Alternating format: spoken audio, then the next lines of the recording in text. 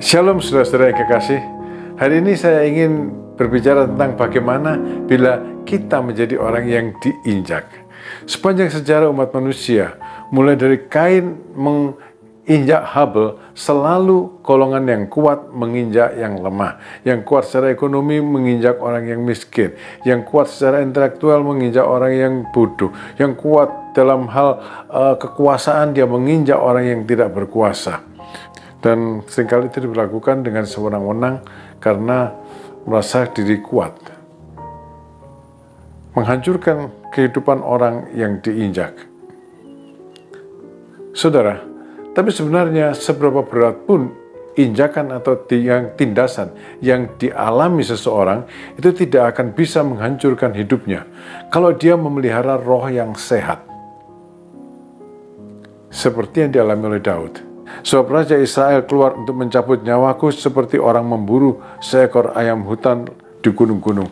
Lari pontang-panting, diinjak, berada dalam kesesakan selama 13 tahun. Tapi itu tidak menghancurkan Daud. Sebab Daud menjaga rohnya tetap sehat. Bagaimana dia bisa menjaga rohnya tetap sehat? Bagaimana kita bisa tidak hancur kalau kita diinjak, diperlakukan tidak adil, selalu berada dalam kesesakan? Perhatikan apa yang Daud lakukan, perhatikan apa yang dia katakan. Yang pertama, miliki keyakinan seperti Daud. Dalam ayat yang ke-8, Mazmur 9, tetapi Tuhan bersemayam untuk selama-lamanya, tahtanya didirikannya untuk menjalankan penghakiman. Dialah yang menghakimi dunia dengan keadilan dan mengadili bangsa-bangsa dengan kebenaran. Saudara, ini kebenaran pertama yang mesti kita pelihara. Ada Tuhan. Ada Tuhan yang bertakhta, memerintah, bukan Tuhan yang berdiam diri, bukan Tuhan yang tidak peduli. Dan dia menghakimi dengan adil pada waktu Tuhan. Dan waktu Tuhan adalah waktu yang terbaik. Jadi, pegang ini baik-baik. Ada Tuhan yang duduk di takhtanya. Ada Tuhan yang memerintah, yang memperhatikan dengan matanya. Yang kedua, demikianlah Tuhan adalah tempat perlindungan bagi orang yang terinjak, tempat perlindungan pada waktu kesesakan. Ayat yang ke-10 berbunyi demikian. Ya, Tuhan bertakhta, tidak percuma dia bertakhta.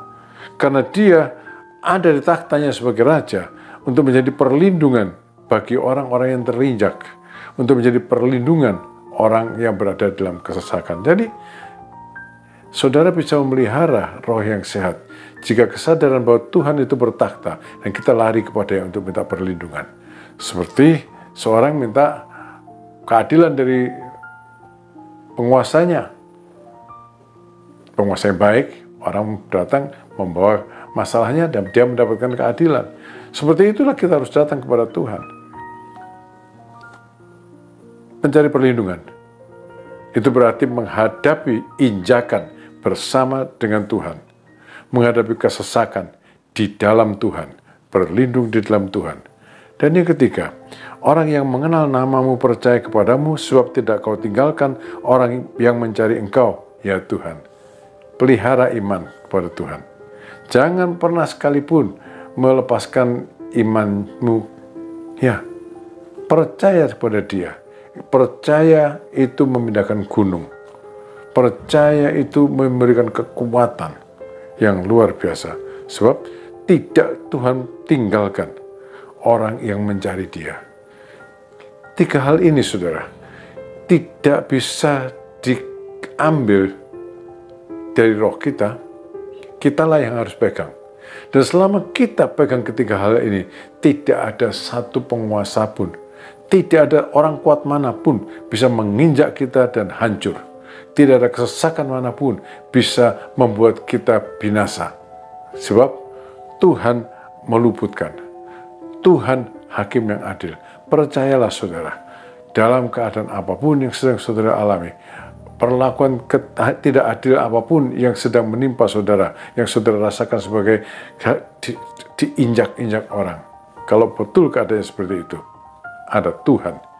Ada Tuhan yang pada waktunya akan bertindak untuk kebaikan kita, orang-orang yang sedang terinjak. Sebab Tuhan Yesus sudah datang bilang, aku datang untuk membebaskan orang-orang dalam tawanan, orang-orang dalam belenggu, dalam tahanan, orang-orang yang terinjak. Saudara, berpaling pada Dia. Jangan pernah bilang gini, ya sekarang saya lagi susah, saya tidak bisa beribadah, saya lagi susah, saya lagi dalam kesesakan, saya tidak bisa lah untuk mencari Tuhan. Justru dalam keadaan seperti itulah, kita harus lari kepada Tuhan. Berlindung pada Tuhan dalam segala kesusahan saudara. Tuhan memberkati saudara. Amin.